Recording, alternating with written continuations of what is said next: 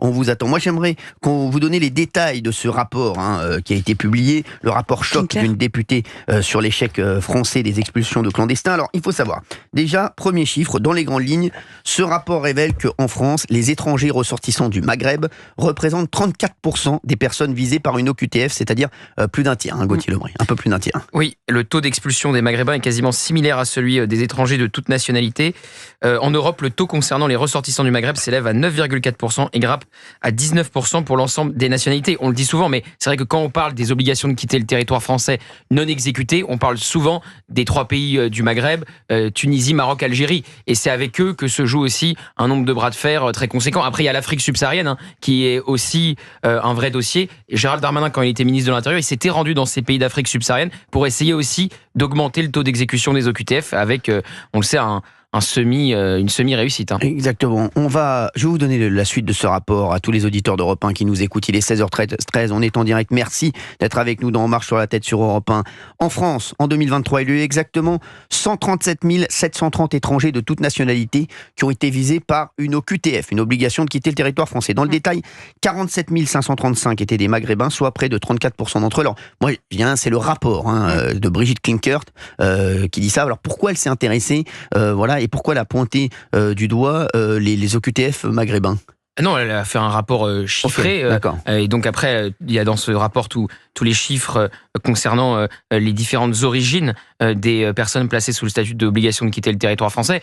C'est intéressant. Mais elle a quand même fait un focus sur les Maghrébins étrangers. Mais parce que c'est aussi... Par rapport au laissez-passer et au bras de fer qu'on fait avec... Exactement. C'est pour montrer l'échec des expulsions et les problèmes qu'on a avec l'Algérie. Et le peu de laissez-passer consulaire qu'on arrive à obtenir. Notamment avec l'Algérie, avec le Maroc, on espère que ça va se régler parce qu'on a quand même fait 3 jours à faire du quad au Maroc, on espère que ça a servi à quelque chose, parce que si c'était pour faire du quad et faire des tours de chameau, on aurait mieux fait de les rester ici. Non mais je vous le dis, ce sera très intéressant de suivre la situation au Maroc. Bien sûr, ça serait très intéressant de la suivre, parce que si c'est pour amener Dupond-Moretti et ma mère et mon père aller là-bas manger des tagines et faire du quad, les mecs, ça sert à rien. Parce qu'on les attend au tournant sur cette affaire. Je suis désolé.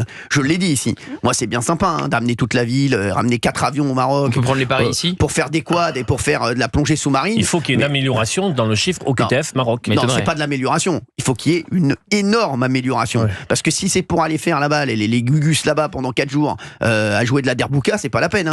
Ils venaient à la maison, et puis c'était réglé. Non, mais je vous le dis, ça servait à rien d'amener tout Paris pour aller là-bas. Non mais sans déconner, mais je vous le dis, il faut arrêter parce que tout le monde m'a dit j'ai eu des gens qui m'ont dit attention, c'était très important pour les relations. Moi les mecs, moi je vais vous dire, très important, je retiens qu'une seule chose, c'est les résultats. Aujourd'hui le gros problème c'est les OQTF marocains, notamment et de toutes les nationalités d'ailleurs les OQTF, mais là on est allé au Maroc pour régler le problème des OQTF marocains. On va voir si ça va être réglé et si le Maroc va pouvoir accueillir ces ressortissants qui sont frappés d'une OQTF. On va voir. Et globalement, ce qu'il faut dire, c'est que ce rapport Klinkert, Brigitte Klinkert, elle analyse en fait pourquoi il y a un fiasco. Pourquoi il y a un fiasco de l'éloignement des sans-papiers en France. Elle parle d'obstruction des pays sources, elle parle d'annulation judiciaire massive, et elle parle aussi par exemple, du refus d'embarquer quand il y a un refus d'embarquer. Alors, ce qui est énorme, mais moi c'est ça qui me rend fou, ça c'est incroyable. Je vais vous dire, je le dis aux auditeurs d'Europe 1, vous allez vous dire, on marche vraiment sur la tête. Vous savez pourquoi des OQTF restent souvent sur le territoire? Parce que c'est énormément de cas. Vous savez quoi? En 2023, 1700 refus ont été enregistrés. Plus de 140 par mois de personnes qui refusent d'embarquer dans l'avion. Non mais les gars, mais on n'est pas au Club Med là. Non mais les gars, mais on est où? On est au Club Med. Donc le mec, non, finalement non, moi j'embarque pas là. J'ai un ping-pong à 17h là, les mecs, c'est bon là. J'ai même pas fait ma valise. Non mais vous croyez quoi? Non mais les mecs refusent d'embarquer. Non mais c'est extraordinaire ça quand même. Ce rapport pointe du doigt une hausse des refus d'embarquer dans l'avion du retour, alors que l'expulsion a été validée par la justice. Mais les mecs, mais on est dans quel pays? Excusez-moi. Souvent, une situation d'insubordination et le commandant de bord dit dans ces conditions-là, arrêtez, l'avion ne décolle pas. Mais les associations. Mais les mecs, mais vous rendez compte du laxisme, vous rendez compte? Non mais sans rigoler, Gauthier Lebray, les mecs refusent de monter dans l'avion. Mais moi, je vais les faire monter dans l'avion. C'est ce que dit Olivier est très juste en fait. C'est parce que vu que n'y a pas souvent de charter. Vous savez comment résoudre la possibilité, c'est de faire des avions 100% consacrés aux obligations de quitter le territoire français. Parce que là, il n'y a pas de problème. Si vous les mettez dans un vol de ligne et que vous avez des touristes, des gens qui font l'aller-retour entre deux pays, et bien le pilote dit moi je décolle pas parce que ça va créer un trouble dans l'avion, donc c'est hors de question de décoller. Mais les mecs, les mecs, on peut pas leur mettre des mecs de sécu. Mais ils sont avec des policiers, ils sont encadrés par 2 policiers. Il faut des avions pour empêcher cela, dédiés. Les charters de Nicolas Sarkozy. Exactement, les charters. Ou bien, je vais vous dire, vous croyez vraiment que tous les avions sont pleins ?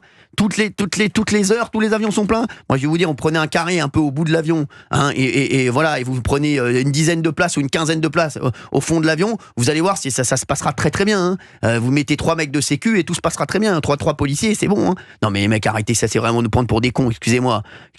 Et je vois comment vous me regardez, vous me dites oui, Cyril, on nous prend pour des cons. Mais c'est les pilotes souvent qui empêchent le décollage. Non, mais les pilotes, parce qu'ils arguent du fait qu'il y a des familles dans l'avion, qu'il y a des enfants. Oui, mais si on leur dit, écoutez-moi bien, tout va bien se passer et on va les encadrer par 4 policiers, ils vont être au fond de l'avion, tout va bien se passer, mais c'est comme ça. Je crois pas qu'il y ait un pilote qui va refuser de décoller. Non mais dans ce pays, de toute façon, tout le monde fait la loi. Non mais le mec qui veut pas prendre l'avion, non mais les mecs, j'ai pas fini ma valise là. Je dois aller acheter des Burlington, là il manque des chaussettes pour rentrer. Non mais les mecs. Mais vous savez que Bruno Retailleau a repris les charters. Il a fait 3 charters depuis qu'il est arrivé place Beauvau. C'était pas arrivé depuis Nicolas Sarkozy. Et avant Nicolas Sarkozy, c'est Charles Pasqua qui a lancé le premier charter. Donc c'est aussi une solution, c'est remettre les vols avec 100% de passagers qui sont des OQTF. Moi,